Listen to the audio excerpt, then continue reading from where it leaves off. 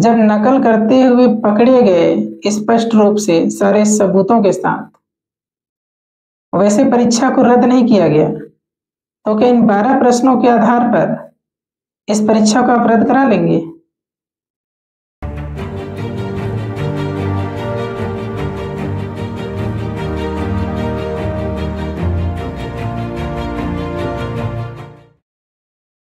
नमस्कार, मैं विनोद कुमार प्रजापति और आप देख रहे हैं the fourth pillar news, a last hope. आज हम व्यापम के द्वारा जारी किए गए एडीओ के परीक्षा परिणाम के संबंध में चर्चा करेंगे और जानेंगे कि विरोध क्यों हो रहा है, विरोध का कारण क्या है। तो सबसे पहला प्रश्न ये है कि व्यापम ने अपने 100 प्रश्नों में से 12 प्रश्न विलोपित कर दिए, जिससे परीक्षार्थियों का जो परिणाम था, परीक्षा का परिणाम, उसमें विसंगतियां उत्पन्न हो गई। व्यापम पर आरोप ये है कि क्या उसके पास विशेषज्ञ नहीं है, और अगर विषय विशेषज्ञ हैं तो कैसे विषय विशेषज्ञ हैं जो सही ढंग से, सही तरीके से, सही 100 प्रश्नों का भी चयन नहीं कर पाते। या फिर इसमें धांधली का प्रयास किया जा रहा है।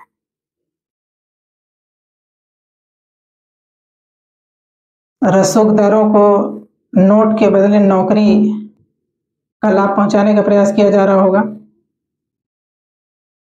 युवा लंबे समय से आंदोलनरत रहे हैं, कभी एसआई भर्ती और उसके परीक्षा और उसके परिणाम को लेकर और नियुक्ति को लेकर, कहीं शिक्षक भर्ती की मांग करने वाले डीएड बीएड संघ के और जो डीएड बीएड डिग्री डिप्लोमाधारी हैं, उनके द्वारा लंबे अरसे से आंदोलन किया जा रहा है, शिक्षक भर्ती की मांग की जा रही है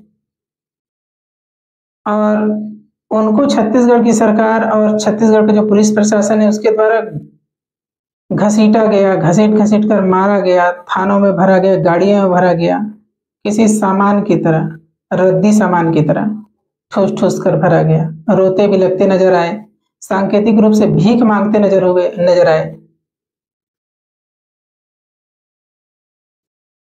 और पिछले दिनों तो ये भी देखा गया कि पीएचई का जो जूनियर इंजीनियर का एग्जाम था, उसमें हाईटेक नकल का मामला देखा गया। जसपुर से आई 2 लड़कियां बिलासपुर के एक परीक्षा केंद्र में नकल करते कराते पाए गए। काफी विरोध हुआ, लेकिन कोई स्पष्ट रूप से जानकारी नहीं मिली कि उनके ऊपर कार्रवाई क्या हुई, क्या उनको जेल में डाला गया। जब जूनियर इंजीनियर के एग्जाम को रद्द नहीं किया गया, तो ऐसे में इन 12 प्रश्नों को लेकर और कुछ करीब 6 प्रश्न ऐसे हैं जिनमें इतिहास में पहली बार ऐसा हुआ कि किन्हीं प्रश्नों में 2-2 विकल्प को उत्तर लिया गया। जिस प्रश्न में 2 या 2 से अधिक विकल्प को उत्तर लिया जाना होता है, उसमें उस तरीके के, उस ढंग के प्रश्न होते हैं, जबकि इसमें सीधा 4 विकल्प दिए गए थे, उसमें से 2 विकल्पों को उत्तर ले लिया गया और कई प्रश्न के उत्तर ऐसे परिवर्तित कर दिए गए जो निराधार प्रतीत होता है। तो युवा यहाँ विरोध के रूप में हाईकोर्ट की शरण में जाना चाह रहे हैं।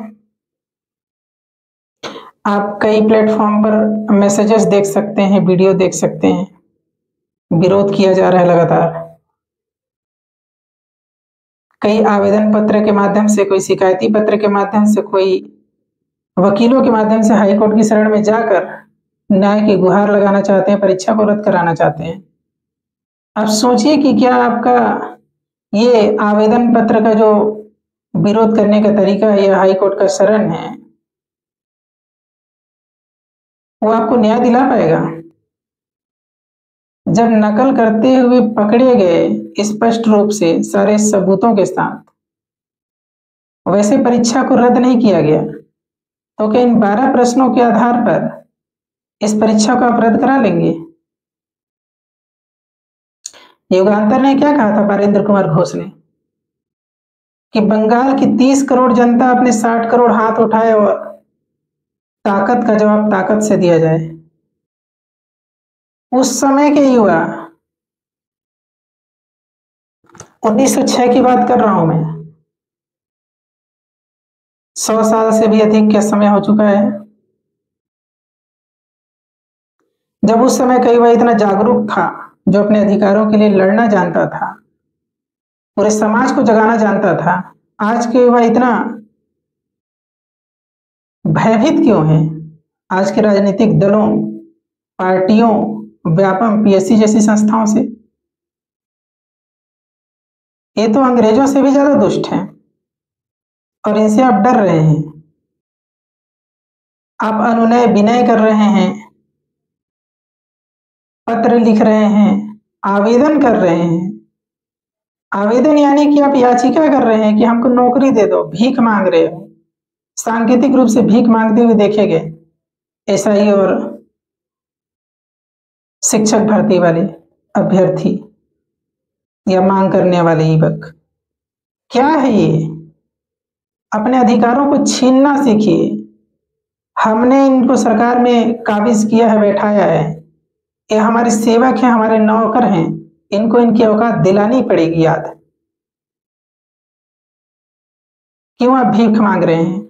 आप विभिन्न जिलों से आते हैं, ऐसा कोई घर नहीं होगा जिस घर में सीजी व्यापम या सीजीपीएससी या अन्य कंपटीशन एग्जाम की तैयारी करने वाले परीक्षार्थी न रहते हो।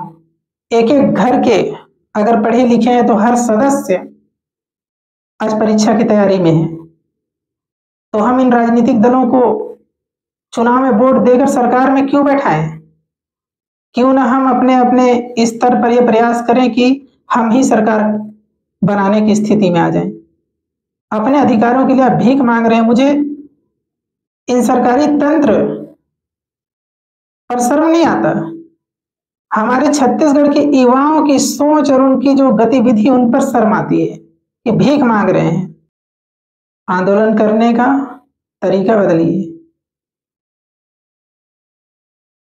आपके आवेदन करने मात्र से कुछ नहीं होने वाला है। इसी के साथ धन्यवाद।